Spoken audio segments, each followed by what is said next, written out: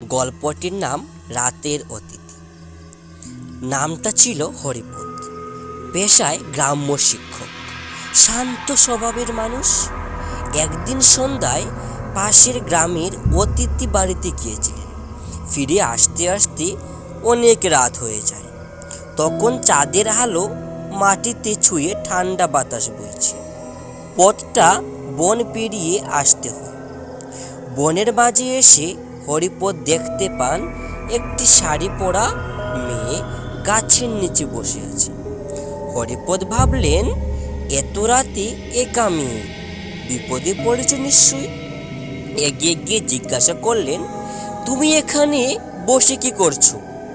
বাড়ি কোথায় তোমার? মেয়েটি ধীরে ধীরে তাকিয়ে বলল, আমি বাড়ি ফিরতে পারছি না, আমাকে পৌঁছে দেবেন? হরিপদ রাজি হল, কিন্তু কিছু দূর যাওয়ার পর হঠাৎ দেখল মেয়েটির পা উল্টো দিকে ঘোরা। ভয়ে হরিপদের শরীর ঠান্ডা হয়ে গেল। হঠাৎ জ্বর উঠল, চারপাশে অন্ধকার নেমে এলো। হরিপদ দৌড়িয়ে পালিয়ে এলো নিজের গ্রাম। পরের দিন সকালে শুনতে পেল সেই বনের গাছে এক মেয়ের আত্মহত্যার গল্প।